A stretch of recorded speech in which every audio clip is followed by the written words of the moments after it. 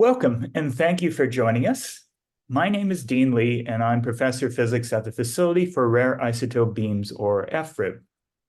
Today's public talk is part of an initiative at FRIB called the Advanced Studies Gateway.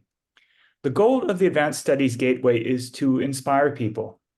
We bring together researchers, innovators, creative thinkers, artists, and performers from all fields and strengthen ties between Michigan State University and the community.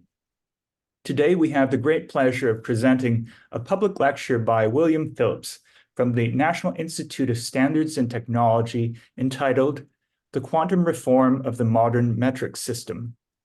William Phillips received a bachelor's degree in physics from Juniata College and a PhD from MIT. After 2 years as a Chaim Weizmann postdoctoral fellow at MIT, he joined the National Institute of Standards and Technology, or NIST, then known as the National Bureau of Standards. There, he initiated a new program to cool atomic gases with laser light. He founded NIST's Laser Cooling and Trapping Group, and later was a founding member of the Joint Quantum Institute, a cooperative research organization of NIST and the University of Maryland devoted to the study of quantum coherent phenomena. His research group has been responsible for developing some of the main techniques now used for laser cooling and cold atom experiments in laboratories around the world. Atom fountain clocks, based on the work of this group, are now the primary standards for world timekeeping, and lattice trap atoms are among the likely candidates for future primary frequency standards. Among the group's current research directions are the use of ultra-cold atoms for quantum information processing and quantum simulation of important physical problems.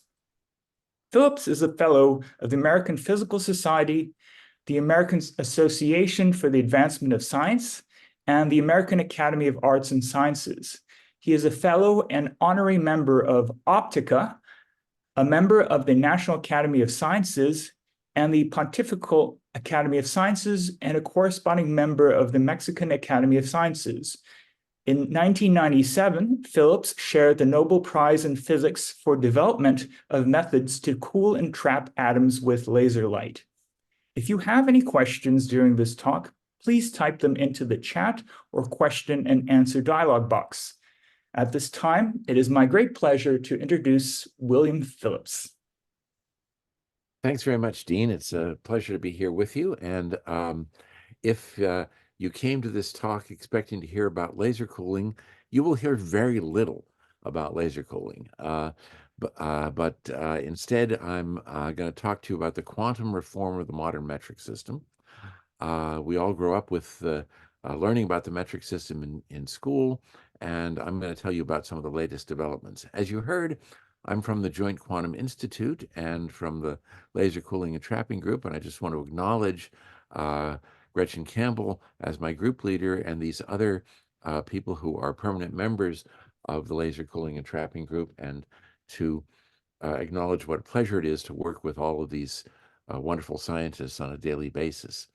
In a bit of shameless promotion, I want to remind any young people who might be at a stage of their educational careers where they're looking for the next challenge that if you want to do quantum, quantum is our middle name, and the Joint Quantum Institute has lots of opportunities for study and research, and we'd be happy to talk to you about those possibilities. I also want to mention that I'm a member of the International Union of Pure and Applied Physics, an international organization that has a history of doing many things, including promoting the modern metric system.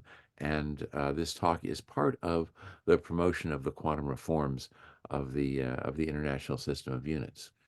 The quantum reform of the metric system. The metric system itself came into being with the French Revolution at the end of the 18th century. And what I'm here to tell you about is that recently, on the 20th of May, 2019, which you may know is World Metrology Day, that we have experienced the greatest revolution in that system of measurement since the French Revolution. The International System of Units, or the SI, as it's often known, is the formal name of the modern metric system. And the idea of the SI is that we are able to express all manner of physical quantities in terms of 7 base units. And those base units are the kilogram, the meter, the second, the ampere, the Kelvin, the mole, and the candela. And the reform that has happened is that today, every one of those base units is defined by fixing the value of a constant of nature. Now, how does this work? Well, in order to see how this works, and with apologies to the late, great Stephen Hawking, I'm going to describe how this has worked already for one of the base units, the unit of time, which started off as being something very classical and has become something quantum mechanical.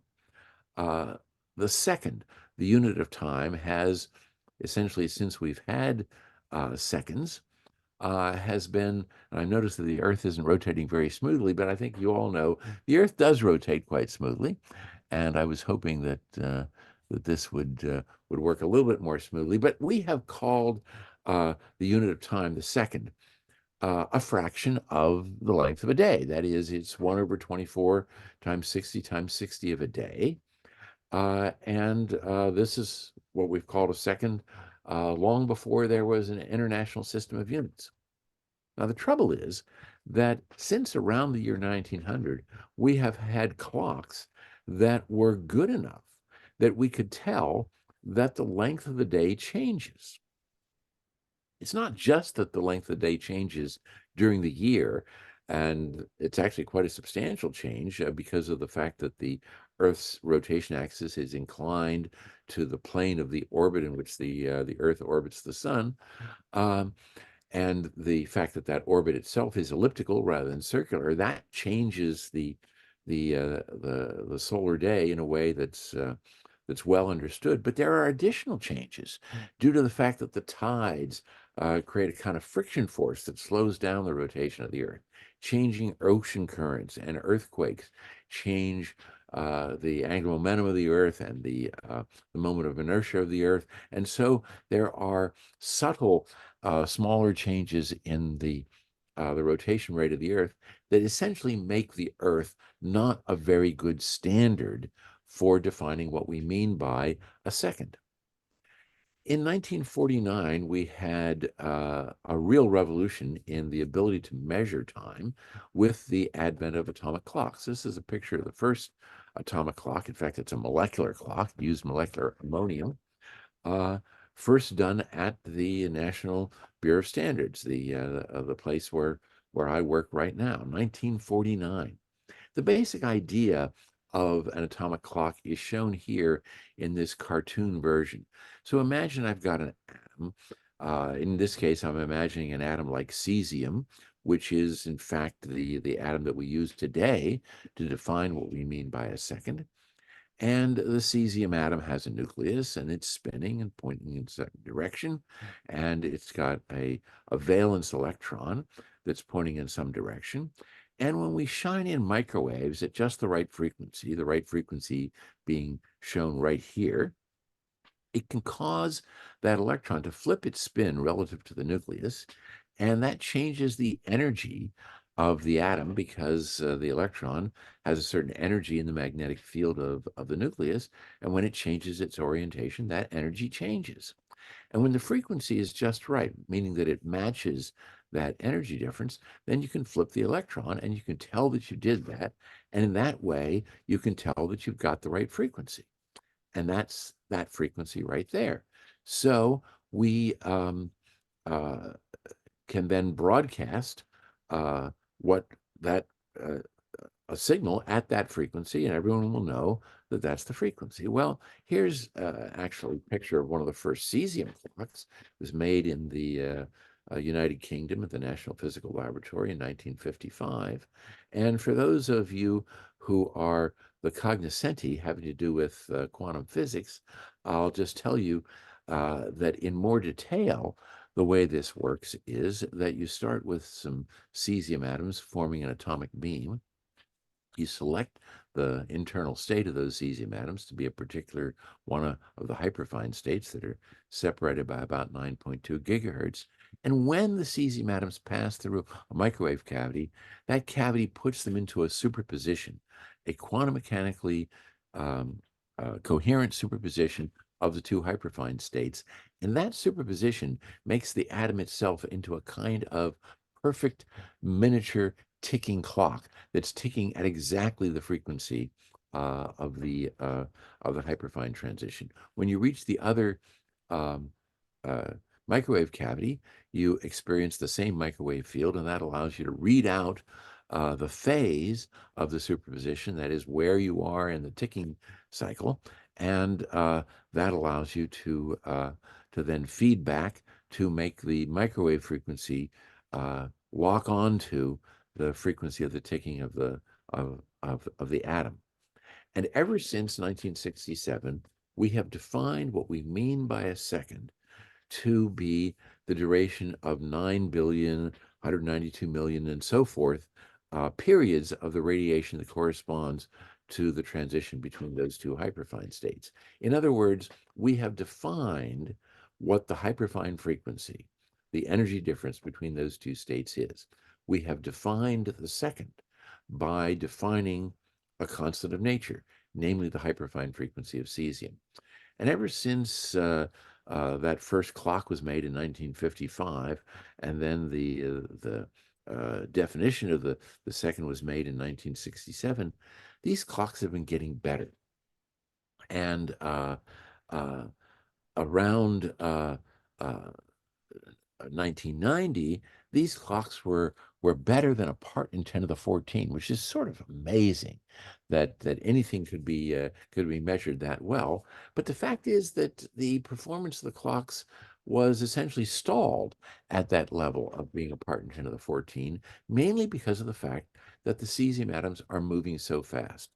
These are cesium atoms that have been heated up so as to evaporate from the solid metal that's in the oven container, turning it into a vapor, melting it first, turning it into a vapor, and then producing atoms that are moving with thermal velocities, in this case, more than 100 meters per second. And that made it difficult, essentially impossible, to make the clocks much better than a part in 10 to the 14. This is where laser cooling came in. Now, I'm not going to talk about laser cooling, but the idea was that by pushing on atoms with laser light, we could slow them down to velocities that are on the order of a centimeter per second. And it was in the laser cooling and trapping group at NIST that a lot of these techniques were developed. And today, those techniques have allowed us to improve the performance of these cesium clocks to a few parts in 10 to the 16. So this graph shows the way in which those measurements have continued to improve over over the years, so that today these clocks are good to a few parts in 10 to the 16 because of the fact that they've laser cooled atoms down below 1/1,000,000th of a degree above absolute zero. This picture shows two of our scientists out in Boulder, Colorado, where one of our NIST laboratories is located. Don Meekhoff and Steve Jeffords laser cool cesium atoms down to below a microkelvin here, launch them up in this tube, forming what's called an atomic fountain, as you heard in Dean's introduction. And this, as a result of these improvements, is the most accurately measured quantity in the International System of Units. So now I want to emphasize what happened here. We went from a definition of the second based on something that is admittedly completely arbitrary, the rotation of the Earth. It's not something that's even constant. It's not something that could ever be reproduced in a laboratory. We've changed from that to a property of an atom, something that, as far as we know, is never going to change. In fact, some of the great physicists of the 19th century told us that this is what we ought to do. Lord Kelvin said that atoms ready-made and infinite numbers are all absolutely alike in every physical property, and the time of vibration of a sodium particle. Now, he didn't even know what an atom was like. In fact, a lot of people didn't even believe in atoms. But he's telling us that all these sodium atoms are the same and their vibrations. He doesn't know what that even means. He doesn't know that there's electrons going around a nucleus. He doesn't know that the relative orientation would produce different different energies, but he knows something's going on with those atoms. And he figures that they're all exactly the same throughout the universe. Well, today that we understand this feature, the fact that they're all the same, is something that is fundamentally quantum mechanical. How Kelvin intuited that idea in the 19th century, I think, is just a testament to what an amazing genius he was. But today we use that idea to define what we mean by a second. Now, before we go on, I just want to give an opportunity if there's any questions that have showed up in the chat, maybe we can address them now. And here are some questions you might want to think about, and these might be ones you want to ask or might inspire you to ask some related question. But Dean, do we have anything in the chat? Not right now, but if somebody has a question, go ahead, type it into chat or the question and answers. Go right ahead. Okay. There is a question from Catherine Hunt. I have heard that. Okay. Wait. She's still typing. Okay. Okay. Let me read Mauricio Gutierrez's question. Can you please explain again the broadcasting after the frequency is measured? Yeah, right. Okay, so let's say that you've made yourself an atomic clock. That means that you have the ability to create a microwave signal that is exactly at this frequency that we have, by international agreement, decided is the hyperfine frequency of cesium. So you've now got a microwave source that is putting out exactly this number to within a few parts in 10 to the 16. Then you run that through some electronics that takes that frequency, divides it, multiplies it, adds fractions of that frequency to other fractions of that frequency, so as to produce something that's going to be more useful to people, like a frequency that's exactly at 10 megahertz or 100 megahertz. And then you can use that to create a broadcast signal that will allow people to synchronize their electronic clocks to your electronic clock. The global positioning system, the GPS system that we use for navigation, has a carrier frequency that is guided by this frequency broadcast to satellites from the ground. And most of our ways of receiving time today are based on looking at those GPS satellites, looking at the atomic clocks in those satellites that are guided by atomic clocks on the ground that work in this way with these fountains, and that's how time is distributed throughout the world. I hope that explains it. That's great. There are two questions that are sort of related to each other. So Catherine Hunt is wondering about the general relativistic corrections for determining properties, the moon's time properties, if how relevant that is. And then Olivier Massot is asking whether the metric system suffers from influences that affect atomic clocks, such as changes in a gravitational field. So they're both asking about gravity here. Okay, so let's address the general relativistic idea. General relativity is Einstein's theory of gravity. And so around 1915, he comes up with this theory. And one of the things that he explains is that a clock that is lower in a gravitational potential is going to run at a slower rate than a clock that is higher in the gravitational potential. Now, I think I mentioned that, though, that picture of the atomic clock, the atomic fountain, was in Boulder, Colorado. Boulder, Colorado is about 1.5 kilometers above sea level. So that means that it's going to run faster than a clock that is at sea level. And so if you want to compare two clocks that are supposedly keeping the same time, but are at different heights, then you've got to take into account the fact that they're in a different gravitational potential. Now, fortunately, if we're using cesium clocks, and they're good to a couple parts in 10 to the 16, that means we have to know what the height is in the gravitational potential to a few meters, because that's what the effect is. It's 1 part in 10 to the 16th per meter of change. Now, a meter isn't very much compared to the 1.5 kilometers. That's the approximate height of Boulder, Colorado, but it's easy enough to measure. But here's the problem. As you're going to hear later on in this talk, we now have clocks that are good to a part in 10 to the 18. That's only a centimeter. Now, measuring where you are relative to somebody else on the Earth, or relative to some fixed reference point on the Earth at a 1 centimeter, that's not so easy. For example, today we define what we mean by a second to be something related to a gravitational equipotential at mean sea level. But you may have heard that because of global warming, sea level is changing. So this presents us with a real quandary.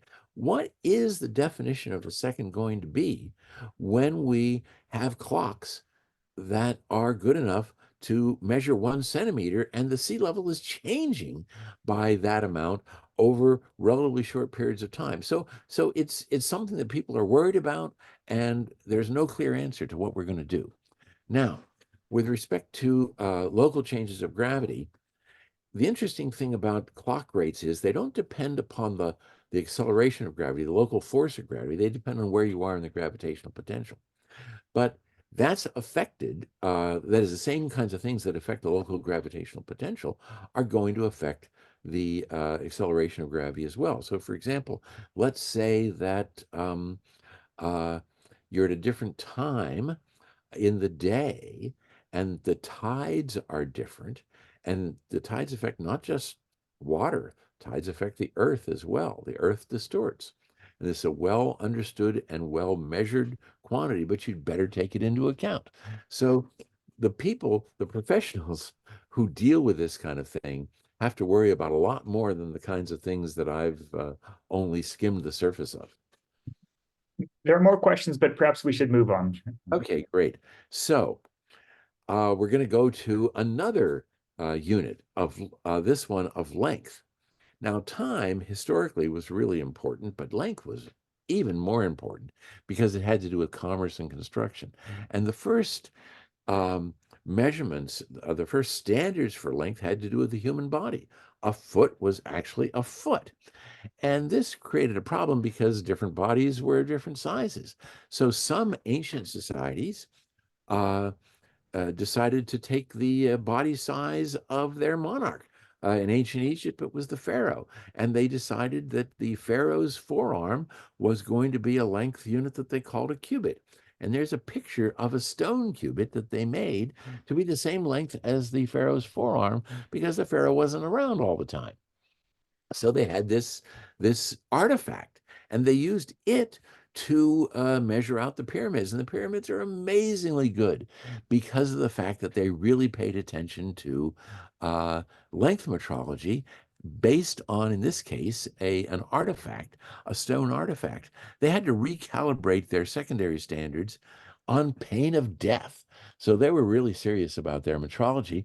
And this idea of using an artifact was something that was surprisingly modern because even in relatively recent times, people have used artifacts to define what they mean by their standard of length. So here is a tourist in the German city of Regensburg measuring her fathom against the legal fathom for the city of Regensburg, at least at the time that this thing was cemented into the city hall of Regensburg. The problem was that if you went to some nearby town, there would be a different standard of length, and you might get a different length of fabric. When you ordered a fathom of fabric, you might get a different length if you were in Regensburg or if you were someplace else in surrounding Bavaria. Well, at the time of the French Revolution, the French revolutionaries wanted to solve this problem. The fact that there would be a different standard of length in every different town or city in France or in Europe. And so they invented a new standard of length, a new unit of length, which they called the meter. And the meter was defined to be 1/10 millionth of the distance between the equator and the pole along a meridian that passed through Paris.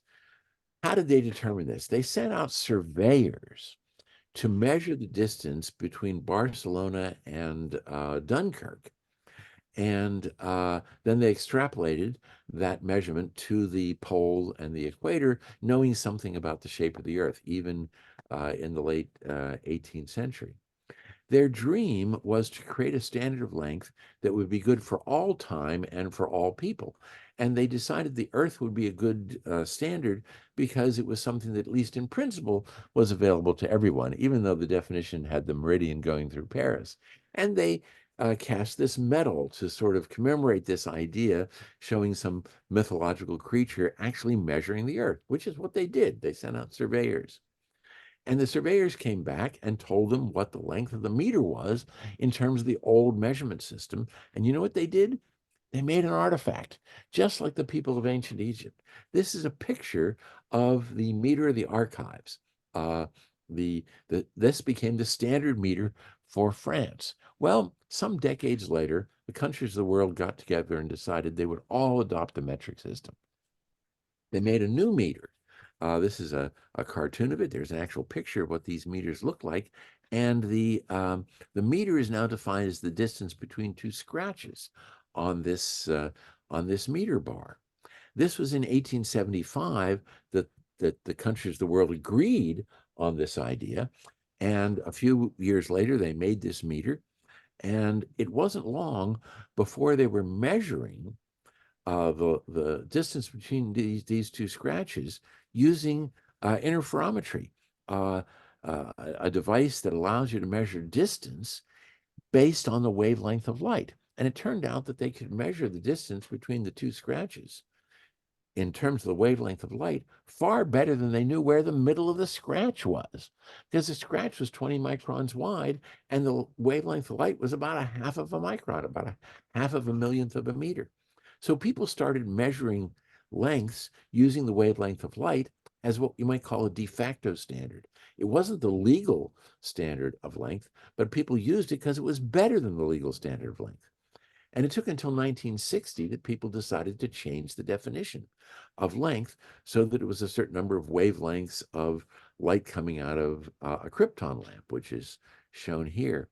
1960, that was the year that the laser was invented. And it didn't take too long before lasers were putting out light that was more pure than the light that came from a krypton lamp. And people started using the lasers as a de facto standard.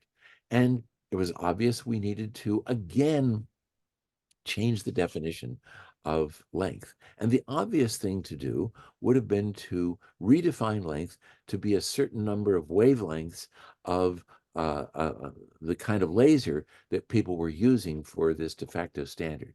But fortunately, they did not make the obvious choice. They made what I think of as being a brilliant and beautiful choice. They defined the speed of light. Why does this work as a length standard? Because if you've got this universal relationship that the wavelength of light is equal to the speed of light divided by its frequency, and by then people had learned how to measure directly the frequency of light. And so what this means is that if you take any light from the best laser you could make, or the best laser that you will make in the future, and measure its frequency, then if you define what the speed of light is, you immediately know what the wavelength of that light is, and you can use it to measure length. And if you improve the lasers, and if you improve the techniques for measuring the frequency, this definition is still good, that the meter is a certain distance that light travels in vacuum, namely defining the speed of light. These guys, Jan Hall from NIST, by the way, Ted Hench, did that. They made better lasers. They made better techniques for measuring the frequency. They got the Nobel Prize for that in 2005. But their techniques had already been incorporated into the new change of the new definition of length. And the beauty of this is that you go from an artifact to a constant of nature, the property of some atom or some molecule. But now we've gone even further. We've gone to a fundamental constant of nature, the speed of light. And if all goes well, we should never have to change that definition again. So why don't we stop and see if anybody's got any questions about length? And if not, we'll go on. There is one question about length from Gordon Push. He says, there was an alternative proposal to define the meter to be the length of a 1-second rod pendulum at the latitude of Paris, or alternatively at a 45-degree latitude. Why was the survey the Earth's definition adopted instead of the pendulum definition? Yeah, that's certainly true. That was a proposal. In fact, if I'm remembering correctly, Thomas Jefferson was very much in favor of that proposal. And as I recall, people realized that that definition would then make the meter dependent upon the local acceleration of gravity. And the idea that this would change from place to place made that an additional complication. The fact is that in the end, it was an artifact. Nobody was remeasuring the Earth. In fact, when they did remeasure the Earth, they found out that the measurements were off by a fraction of a millimeter in a meter. So so that wasn't so wonderful. But it doesn't matter because it became an artifact. So it really wouldn't have changed history very much if they had made it as a pendulum. And in a certain way, you might say it would have been more beautiful. But it was sort of practical reasons that made people decide against that. Okay. Yep. Thanks. Thanks, Bill. Okay, well, let's keep going. So now, here we get to the real meat. The definition of the meter is brilliant and beautiful. And what I'm going to tell you now is that on the 20th of May, 2019, we have brought that same kind of beauty to the definition of the kilogram, and for that matter, to the ampere, the Kelvin, and the mole. Well, why did we have to do that, and how is it done? Well, let me give you a light history of mass. In ancient Babylonia, people had collections of stones that became their artifact standards of mass. And in the French Revolution, they figured, let's get rid of these artifacts, which different towns would have artifacts of what mass was, and said, let us make the standard of mass, the kilogram, be equal to the mass of 1 liter of water. 1 liter is a cube that is 1/10 of a meter on a side. Let's make that much water and call the mass of that thing a kilogram. Trouble was, it wasn't that easy to measure out a liter of water, let alone to compare it to other mass standards. So you know what they did? They made an artifact. I'm holding in my hand right here the kilogram of the archives. This was deposited in the archives of France in 1799, along with the meter of the archives, and defined what was meant by a kilogram for the country of France. When the countries of the world got together for the International Treaty of the Meter, they decided to make a new kilogram. And there is a picture of that new kilogram made some years later. And this was the artifact that defined what a kilogram was for the entire world. It's the last artifact. But think about this. It is 2019, before the redefinition happens. We're now in the 21st century. The unit of mass is an artifact, a piece of metal that was made in the 19th century based on an object that was made in the 18th century. This is scandalous that in the 21st century, this is what we use to define what we mean by mass. Imagine this. If someone left a fingerprint on the International Prototype Kilogram, all of us in the rest of the world would lose weight. Now, not in a way that would help us any, but even though nobody leaves fingerprints on the International Prototype of the Kilogram, it appears that its mass is changing, which is just intolerable. Here's a plot of various copies of the kilogram relative to the International Prototype of the Kilogram. These were all made at the same time in exactly the same way, and they were compared every few decades over a century, and you'll notice that they're all sort of going in the same direction. This might give you a hint that maybe the international prototype of the kilogram is itself changing, but it can't legally because it defines what we mean by a kilogram. Well, this is intolerable, and we have to fix it. And we want to fix it in a way that is reminiscent of the way we fixed the problem of the meter, which was by defining the speed of light. What are we going to define for the kilogram? We are going to use the quintessentially quantum constant, Planck's constant. So to see how that works, let me remind you of what is surely the most famous equation in history, E equals mc squared. What that means is that the energy of some object is equal to its mass times the square of the speed of light. Now, a similar equation, not quite as famous, says that the energy of a photon, a particle of light, is equal to the frequency of that light times Planck's constant. Now, if I combine these two equations and solve for the mass, I find that the mass, now what would this be? This would be the change in mass that some particle experiences if it emits a single photon, like say a nucleus emitting a gamma ray. If I can measure the frequency of that photon, and if I define Planck's constant, and I've already defined the speed of light, that means I know what the mass change is in kilograms. Now, this is just to illustrate how defining Planck's constant is going to lead to a new definition of the kilogram. This is not the way we do it. We do not weigh photons. We could and we do, but not well enough. Instead, we're going to use a different procedure, which, by the way, uses laser cooling, in which we're going to measure the mass of a single atom in kilograms. Now, you may be used to hearing what the mass of atoms are in atomic mass units. We're going to measure the mass of a single atom in kilograms. And here's how it works. We have an atom. Typically, it's rubidium, but it could be any atom.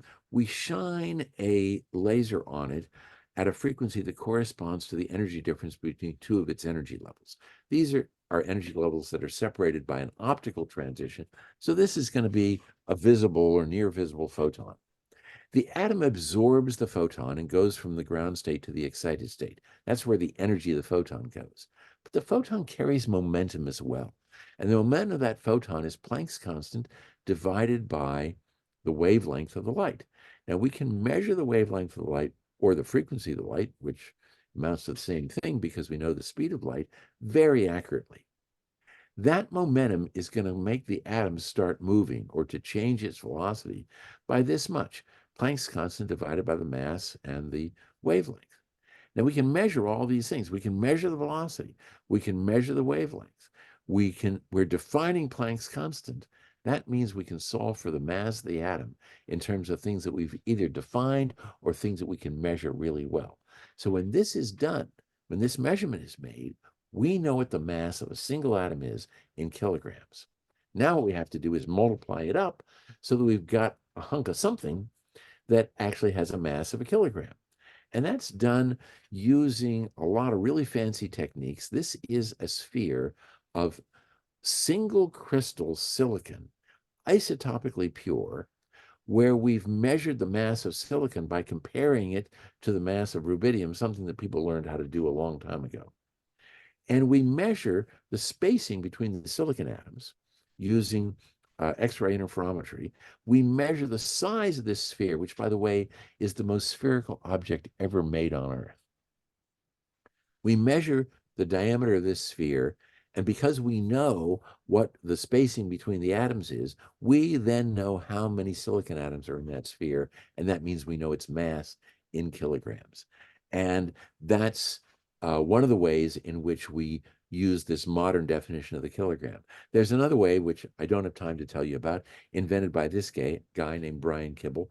I worked on this idea when I first came to NIST 45 years ago, and it's an electromechanical way in which you use a kind of a motor generator to use the definition of Planck's constant to determine what the mass of some object is. And it's all due to the fact that people like Brian Josephson and Klaus von Klitzing have given us quantum relationships for voltage and resistance. Here's a picture of that device, what we now call a Kibble balance. At NIST, this thing allows us to realize the kilogram to about a part in 10 to the eighth. So does that silicon sphere. And so people all over the world used both of these techniques to measure first Planck's constant before we redefined it. And when they were all getting the same value for Planck's constant within a few parts in 10 to the eighth, then we defined Planck's constant, and that then allowed us to define what we mean by a kilogram. And at the same time, the international community redefined other standards of measurement. The ampere used to be the current, which, if you put it into two infinitely long, perfectly straight wires with zero cross section, something that, of course, you can't do, would produce a force between the wires of 2 times 10 to the minus 7 newtons per meter. Effectively, this is defining the what's called the magnetic permeability of the vacuum. And this was the old definition of the meter, I'm sorry, of the ampere for about 100 years. Today, the definition of the ampere is done by defining the charge on the electron. So we've defined the charge of the electron to be a certain number of coulombs. And the ampere is now a certain number of electrons per second, because the definition of an ampere is 1 coulomb per second. So the ampere is just the number of electrons that's 1 over this number.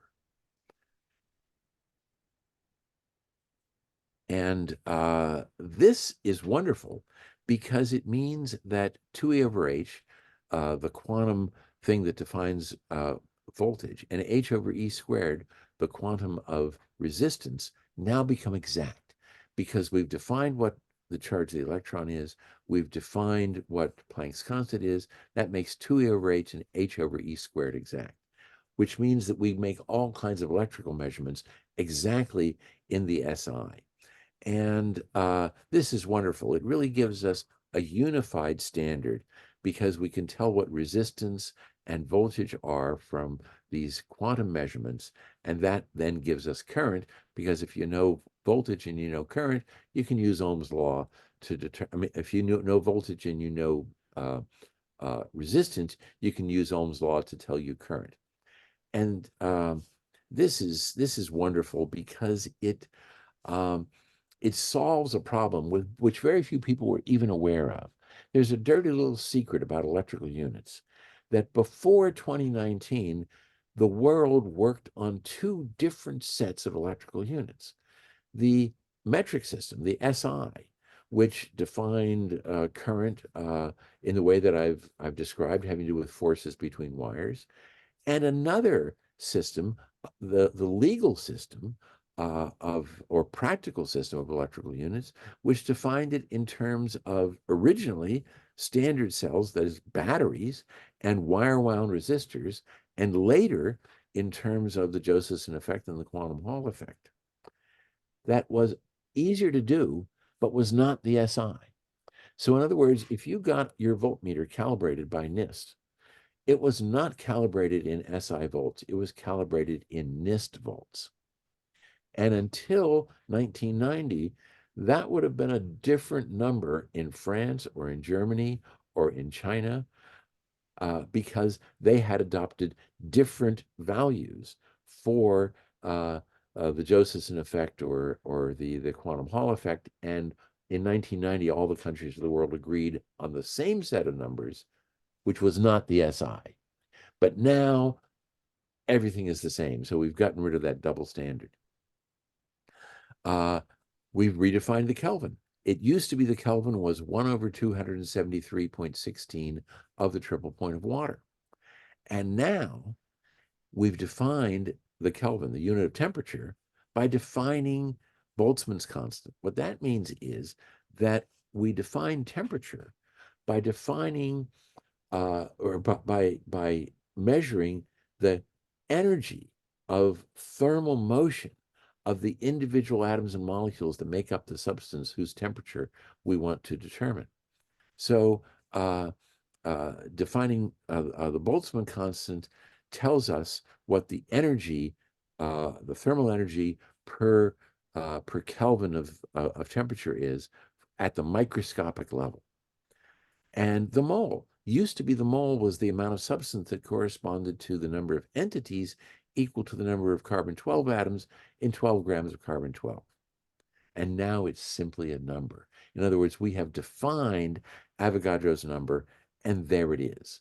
And so a mole is anything that has that number of elementary elements. So we've gotten a new SI. The French Revolution back in the 19th century, the 18th century, I'm sorry, in the 18th century, brought us the metric system with artifact standards of length and mass. And the International Treaty of the Meter at the end of the 19th century put the whole world under the metric system and gave us a new set of artifacts. And now, as of the 20th of May, 2019, which is the anniversary of the signing of the International Treaty of the Meter, we've had the biggest revolution since the French Revolution, where we no longer have any artifacts. Everything is defined in terms of constants of nature. And this wonderful painting of liberty leading the people means that we're finally free of a double standard of electrical measurements as well as being free of artifacts. And so this new international system of units means that all of these base units are defined by fixing the values of constants of nature.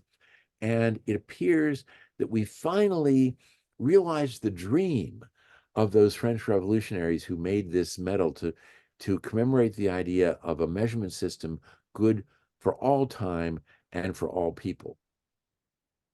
Almost. Because we have not yet done that for time. Time is tied to a specific atom, cesium, rather than to a fundamental constant of nature, the way the kilogram and the meter are. That atom is cesium.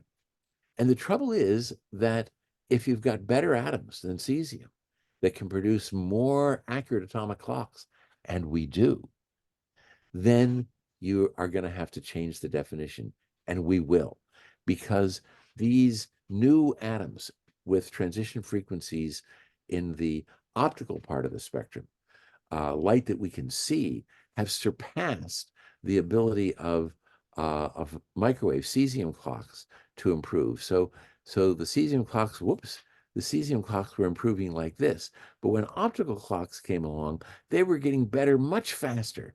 And today, the best of these clocks are today good to parts in 10 to the 18. But in the future, we expect these clocks to be good to parts in 10 to the 20. These colleagues of mine, Anna Maria Ray and Jun Yi, at our labs in Boulder, Colorado, are trapping strontium atoms using laser light and measuring their frequency with an accuracy of 2 times 10 to the minus 18, and measuring relative precision in parts in 10 to the 21. These clocks are going to get even better. For those of you who know about the idea of quantum entanglement, they're working on quantum entanglement to make the precision of these atoms even better. And these clocks will be able to do things like test some of our most fundamental concepts in physics, like Einstein's equivalence principle, which might lead to a way of reconciling general relativity, the theory of gravity, with the theory of quantum mechanics, one of the great intellectual challenges of our time. And I expect that we're going to change the definition of the second in the international system of units within the next decade. But is it going to be the last change? Only time will tell, because it's still going to be a specific atom, maybe a collection of atoms, but it won't be a fundamental constant of nature. And so we may still find better ways of making clocks that depend upon constants of nature because we've chosen a different atom. What will happen? It's an adventure that I'm really eager to see the outcome. And so we come to the end, And I'm really looking forward to your questions. And I've suggested a few more that you might want to think about, but I'm really eager to hear what your questions are. Thanks very much. Thank you very much, Bill. This was a wonderful, informative, and fun talk. There are lots of questions, so I'll try to go through a few of them. There's a question from Zhang Dongji regarding counting the number of atoms in the silicon. So what is the error approximately in counting the number of atoms? Yeah, that error, I don't remember what it is exactly, but it's on the order of a part in 10 to the eighth. Okay. And it's based on a whole lot of things. Probably one of the hardest things to deal with is the fact that it's hard to know where the surface of the silicon sphere is and what the surface looks like. Because you come out to the surface and all of a sudden you're going from a perfect crystal to a vacuum. And somehow or other, that perfect crystal has to adjust to the fact that on the other side, there's nothing. And so there's a thing called surface reconstruction, and you have to worry about that. And then there's going to be a layer of stuff because no surface is ever perfectly clean. So there's going to be a layer of stuff on there. There is on the International Prototype Kilogram. So there's all kinds of, plus the thing isn't perfectly spherical, and we know that it's not perfectly spherical. It shows the underlying crystal symmetry of the silicon crystal. And so we have to take that into account. Anyway, a whole bunch of little things that are on the order of a part in 10 to the eighth. Okay. There are two questions that are somewhat related to each other. Mira Yankar asks, why isn't charge a fundamental quantity compared to the current, like Coulomb instead of ampere? Exactly. Now, it's just a choice. We could have decided, since we were changing the SI, we could have decided that we're no longer going to make current the base unit. We're going to make charge the base unit. And that would have made a lot of sense since we're defining the charge of electron. Why not make the Coulomb the base unit? And the answer is tradition. I mean, it was seriously discussed, but the final decision was made, let's not change anything that we don't have to. So it's still perfectly consistent to make the base unit the ampere, and that means one less thing that we need to change. So in a sense, we traded practicality for what you might call philosophical beauty. Okay, great. There's a question from Jing Wu. Question is, what if the fine structure constant is varying? Then this would change the season frequency and the definition of time. Yeah, exactly. So if the fine structure constant varies, then it really calls into question whether this whole way of doing things is a good idea. Now, let me point out two things. First of all, we have made laboratory measurements that are sensitive to changes in the fine structure constant. And right now, we can tell you that those measurements are consistent with no change in the fine structure constant at the level of a part in 10 to the 18, a part in 10 to the 18 per year. Okay. Now, and it's because of the fact that we have atomic clocks that are good to a part in 10 to the 18, and we can measure different atomic clocks that have different sensitivity to the fine structure constant. And the ratio of those clocks don't change. That's how we know that the fine structure constant is not changing. Okay, so that's one thing. Also, all of these other things where we've defined what we mean by a meter by defining the speed of light, or we define what we mean by a kilogram by defining Planck's constant, are not defining something like the fine structure constant. They're defining a constant that has units. The fine structure constant does not have units. We would not be able to tell that the speed of light was changing or that the Planck constant was changing if we measured that the fine structure constant was changing. Let me give you an example. Before 2019, epsilon naught, the permittivity of free space, the speed of light, c, the magnetic permeability of free space, uh, were all defined. So if you found that the fine structure constant changed, and by the way, the fine structure constant is not what I've written on the slide that you're seeing here. That's a different system of units. In the SI, the fine structure constant is E squared over 4 pi epsilon naught h bar c. Oh, they're missing an H bar too. Sorry about that. There's the bar somehow. Oh, I know what happened. I changed the font size and it went from the font that had an H bar to the font that only had an H. Sorry about that. These things happen. Anyway, the point is that if you had measured before 2019 that the fine structure constant had changed, you might conclude that either E or H had changed because C and epsilon naught were defined, so they can't change legally. But after 2019, when E and H are both defined and C is still defined, you would have to conclude that epsilon naught, the permittivity of the vacuum, had changed. So it doesn't make any sense to even talk about whether one of those other things changed, because how does that make sense that it depends on what date we make the measurement, whether those constants change? The only thing we can say is whether the fine structure constant changed or not, and so far it has not. But if it did, then we might have to rethink what's going on. But the fact of the matter is, if the fine structure constant changed, and oh, I hope it does, it's that there's something about physics that we don't understand at all. Yeah. And that means we're going to learn something really important that's new, and that's going to be so exciting. Let's take one more question before then closing the public part. There's a question: when will nuclear clocks play a role? Okay, very good question. So what I didn't mention, but had in mind when I was saying that will raise the question, will the definition of the second that is made within the next decade be the last definition? What I didn't say, but what I was thinking about was that there might be a nuclear clock. So there is a nuclear transition which is low enough in frequency that it's something that we could actually access with lasers.